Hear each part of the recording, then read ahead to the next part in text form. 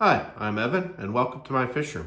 Today's video will be about my 55-gallon behind me on the top here. I'm going to be basically giving it a little renovation and cleanup.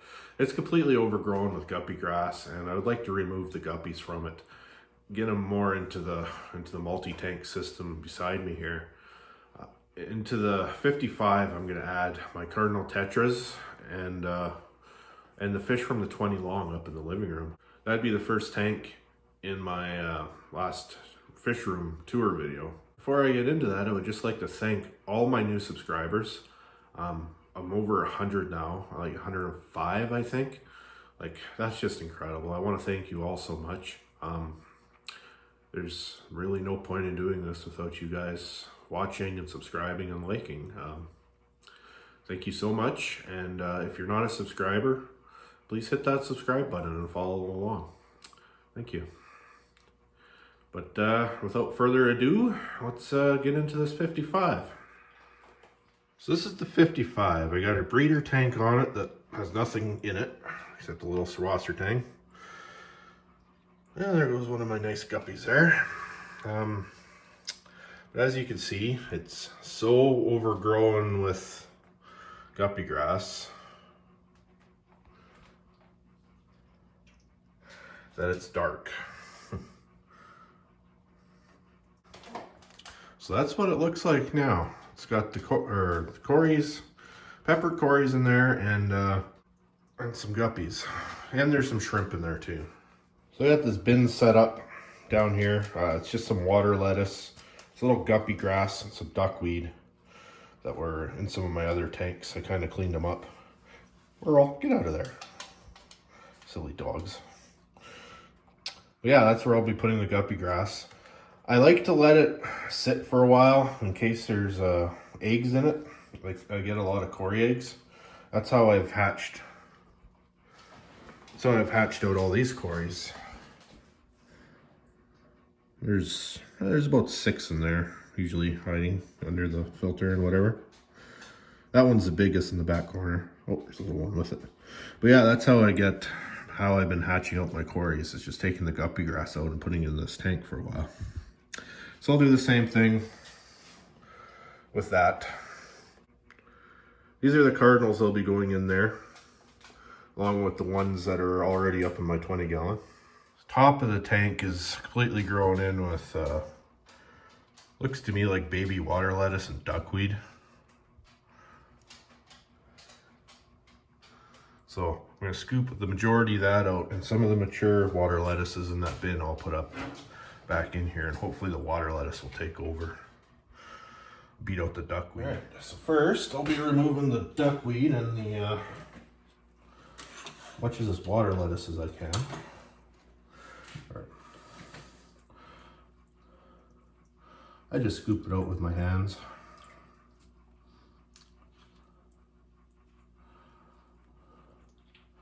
Gives a chance for any fry or shrimps to get out of the way.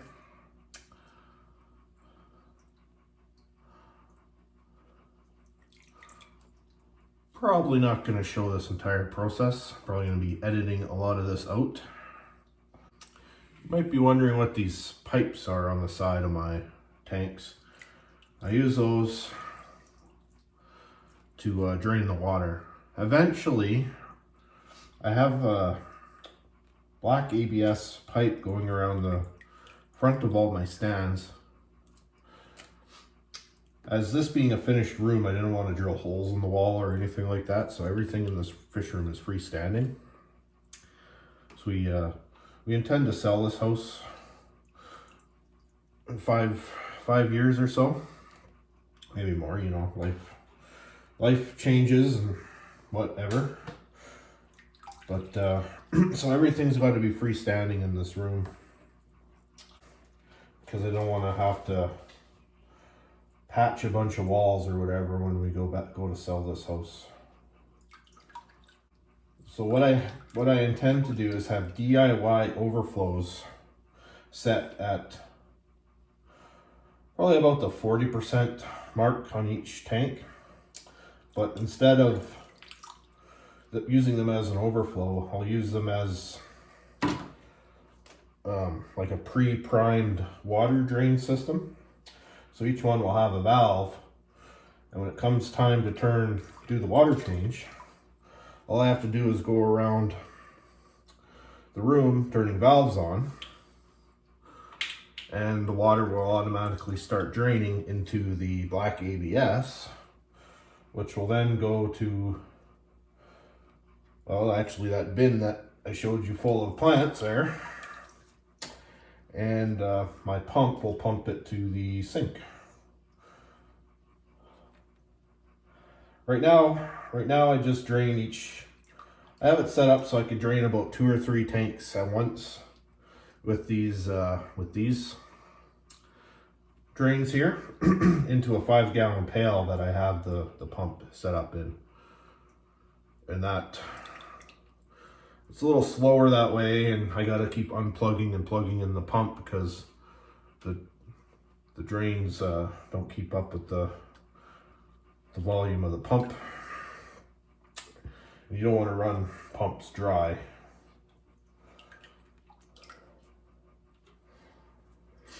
Alright, that's good enough for that. Getting 100% of this guppy grass out might prove to be difficult because the stuff will actually root once it gets down to the substrate. Actually, big clumps of hair algae on the top of these woods. Pull that off too. That's all hair algae. I'm leaving some of it. It looks kind of cool there. Threw that in the pail too, because I've found cory eggs and that stuff before too. For filtration on this tank, it's currently just one sponge filter. I mean, with the amount of plants or whatever, that's more than enough biological filtration. Definitely use more mechanical filtration in this tank. You can see it with the cories when they're in a feeding frenzy and they're kicking up a bunch of debris and settlement. Water gets a little cloudy. Baby crypt. Just a few pieces left in the back here. So, ooh, just dropped the light there. Uh-oh, I hit the button. Oh, there we go. It's the only light, Fluval 3.0, it's got the built-in timer. So it's the only light in my fish room who isn't on the mechanical timer. Here's what it looks like now. Water's all cloudy. A few cull guppies in there that need to be, well, it's a male, so we can go live in the male tank for now. But yeah, nice big Anubias.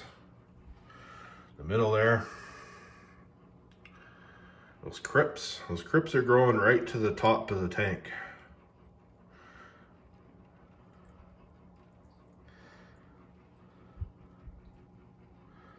Nice rock pile.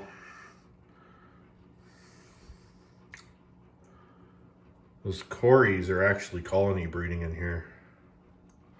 Sometimes I get lucky and I see about a 1-inch fish in there, 1-inch cory. Started with 6, and my best count was 12. Usually I can only see 6 or 7 at a time, but if I throw Rapashi in there, you'll see a lot more of them at once. Yeah, so next stage is catching out the guppies. I'm probably gonna take my 2 best males and divide them between the females. Well, for now, I'll put them all in with the red shrimps. And then once I pull the cardinal tetras out, then I'll put more into here where the cardinal tetras were. Alrighty, I'm not gonna show you my fish catching skills because, well, they ain't that good. But no, I'll take a while and I'll probably do Probably do a few, let them calm down, and then do a few more. Because I want to try and sort them out too as I'm catching them. There's a few males in here that aren't what I would consider breeding stock. Like this guy here.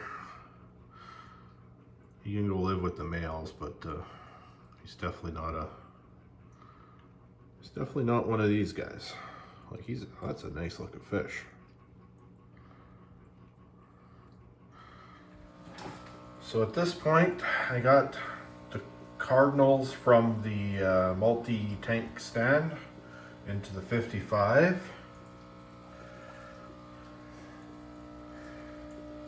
Just whenever I pull out the camera, the cories run away. They're not too super stressed, I guess. I added a bunch of males into here that I didn't want to breed. They're still juveniles. And I moved my females and my 2 breeder males into here with the shrimp for now. So the next task is to do a 50% water change on this tank, the 20 gallon, along in the living room. Yeah. There's the 9 cardinals in here. There's 6. Yeah, it's kind of bright and sunny outside. But anyway, there's 6 golden barbs and 1 Bolivian ram. So I'm just gonna do a quick fill this back up. I forgot to, hit record when I was doing the actual water change, but I just use these 2 5-gallon pails. And that goes to my bathroom over there, so fill it back up with the python. The reason I'm doing this water change on this 20 gallon is I only usually do water changes every 2 weeks on this, just because it's a pain to drag everything up from the basement fish room to the living room. So I'm doing the water change today so that the water parameters will be similar with what's going on in the basement.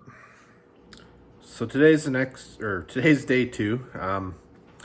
My plan is to remove all the hardscape from this tank, take it down to the basement, put it into the divided tank system, but hopefully let the shrimp clean it off and catch out all the fish and put them into their new tanks.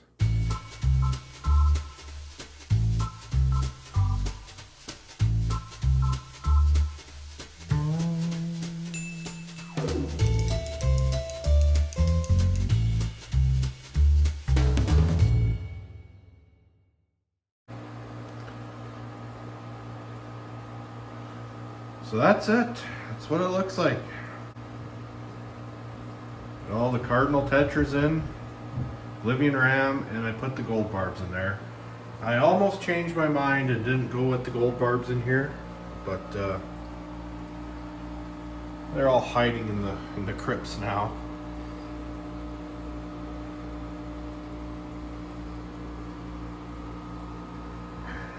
Water's a bit cloudy. I think I'm gonna add a small hang-on back, just loaded with filter floss to take care of that kind of dirt. Next water change, I'll clean the sponge filter. I've found it's best not to do too much at once when you're messing around with fish tanks. Better to do it in small little nibbles than massive clean days. Alright, that's my video about cleaning up my 55. If you're a subscriber already, thank you very much for your subscription. Every subscriber helps and means a lot to me. And if you're not a subscriber, please hit that subscribe button. And thank you. See you in the next one.